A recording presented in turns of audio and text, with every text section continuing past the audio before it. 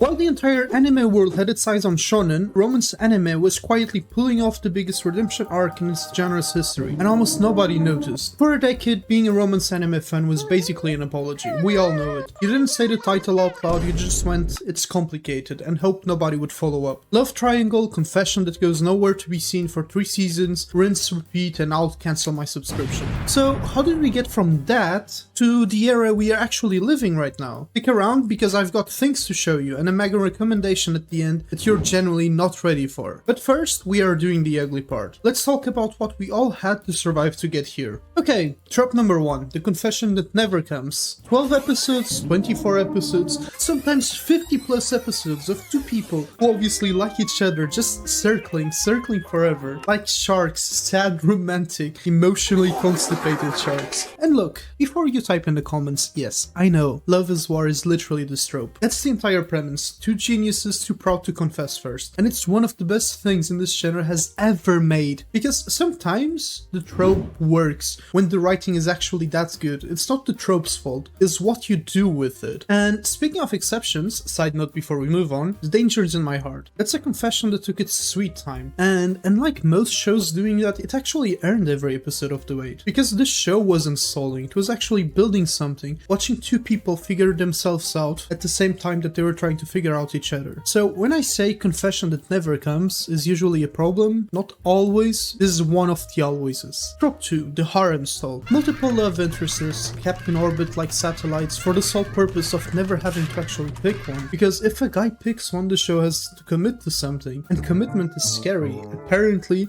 for the studios and the fictional teenagers in anime. So High School DxD, I am looking directly at you, and also respectfully, thank you for your service. And look, I need to be honest for a second, because I'd be a hypocrite if I didn't say this. High School DxD, Data Live, I logically know these shows are doing the same thing. I just spent a full minute complaining about harem stall, love interests kept in a orbit forever, zero commitment, textbook offenders. Like, I love them anyway. I don't have a defense. I don't have a thesis. I genuinely cannot explain to you why it works for me on these 2 specifically, and nowhere else. It just does. Don't ask me, I've asked myself, there is no answer down there.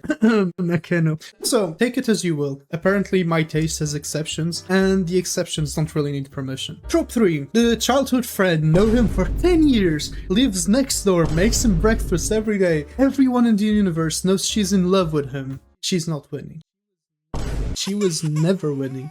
She's contractually, spiritually, cosmically forbidden from winning. It's not written anywhere, but we all know the rule. Which, side note, genuinely broke my heart in Your Lie in April. That's one of the times this trope actually destroyed me instead of just annoying me. So, range. This genre has range, it just doesn't always use it. And finally, trope 4, the big one. Love triangles that exist for one single reason, to avoid ending the show. Not tension, not drama, just delay. A narrative stalling tactic wearing a cute bow. And yeah, before you come for me in the comments, I know love triangles can work. When there's real stakes, when both options are generally compelling and the story isn't scared to let someone actually lose. That's not what I'm trying to roast here. I'm roasting the ones where you can tell 10 episodes in that nothing is actually going to happen, because the studio needs the ambiguity to justify a season 2. That's not romantic tension, that's a subscription model. Which brings me to the one triangle I will die on a hill for. ReZero, Emilia, Rem, and Subaru. I am Team Rem all the way. I have been, I will die on this hill, okay? And no, I'm not saying this because I don't like Emilia. She's fine, she's the female lead, she's important to the plot. Great, wonderful, good for her. But Rem loved him when he was useless, before he was anyone's hero, before there was a single reason to. That's not a crush, it's just devotion with zero collateral. And I will not be taking any questions about this. And look, I need to be completely honest with you here, because I am not about to sit here and pretend the whole era was a wasteland. Some of the best romance anime that exist came out exactly from this period. Harem, generally personally one of my favorites ever, did not even test me on this. My teen romantic comedy, my dress-up darling, bunny girl senpai. Like, this era gave us masterpieces, but it also gave us 50 shows that are quietly ripping off the masterpieces and forgetting what made them work in the first place. That's the actual problem, not the tropes, but the copying of the tropes without the writing that made them worth watching. Real quick, since apparently we are all hailing from romance anime together right now, might as well stick around for it. it, okay?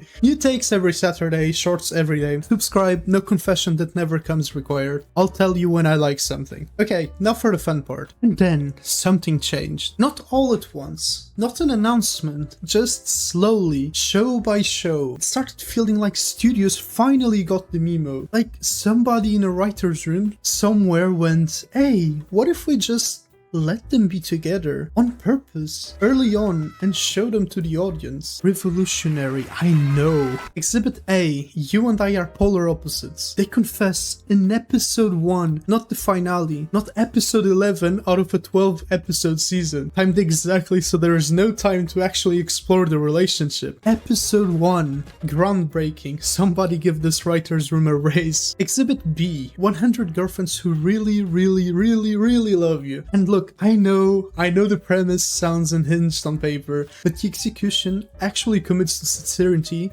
in a way that shouldn't work, and somehow it does. And it's just peak comedy. Every new episode I have found myself laughing. Exhibit C, the Fragrant Flower Blooms with dignity. Delinquent schoolboy, elite schoolgirl, and everyone, including him, assumes his face is going to scare her off. Instead, she just doesn't flinch, and the whole show is just these two quietly proving everyone else wrong about them together. Exhibit D, I made friends with the second prettiest girl in my class. I know I've talked a lot about this show. My actual anchor show. This one built entirely on a small, quiet, consistent moments instead of big dramatic ones. No fireworks, just two people actually getting to know each other, which shockingly is what romance is supposed to feel like. And Exhibit E, smoking behind the supermarket with you. Two people who just show up for each other repeatedly without needing a single grand gesture to prove it. 5 shows, same year, same industry that gave us a decade of stalling. Something is genuinely different right now. And since you're already here, since you already clicked, I am going to use that against you for a second. Emilia Senpai is scary but cute. It's a manga, still early, still ongoing, and I am completely, shamelessly obsessed with it. If it gets an anime adaptation, and I really hope it does, I'll be there day one. Trust me and go read it. Just please let the studio be a good one this time. We have been through enough already. Now, here's what I actually think changed. I think writers finally started trusting quiet, consistent affection to carry a whole story, instead of needing manufactured obstacles, love triangles, misunderstandings, 10 seasons of will they won't they, just to justify keeping a show running. Turns out you don't need any of that. Turns out two people just choosing each other out loud early and then actually living in that choice, that's enough. That was always enough. We didn't need games, we just needed writers who trusted the audience to stick around for something real. And look, before we wrap this up, I want to be clear about something. If you genuinely love a good harem, if slow burns are your thing, if love triangles keep you up at night theorizing, that's not wrong. It's just taste. We are not all supposed to want the same thing out of a story. But I think we can all agree on this much. It feels like romance anime is finally having its arc. The one where you don't have to whisper the title anymore. Where being a romance anime enjoyer is something you get to say out loud. No need to apologize for it. So tell me, what's the show that convinced you this genre turned the corner? Or if you want to argue with me, what's the show still stuck in 2015? Still doing the confession that never comes bit, that needs to be personally dragged into 2026? Comments now, I'm reading everything and I will be replying. And yes, Team Rant people, I know some of you are out there. Comment below, we are finding each other today. And hey, if this genre's redemption arc has got you feeling something, go read Emilia Senpai. I already told you. Don't say I didn't warn you. Bye bye.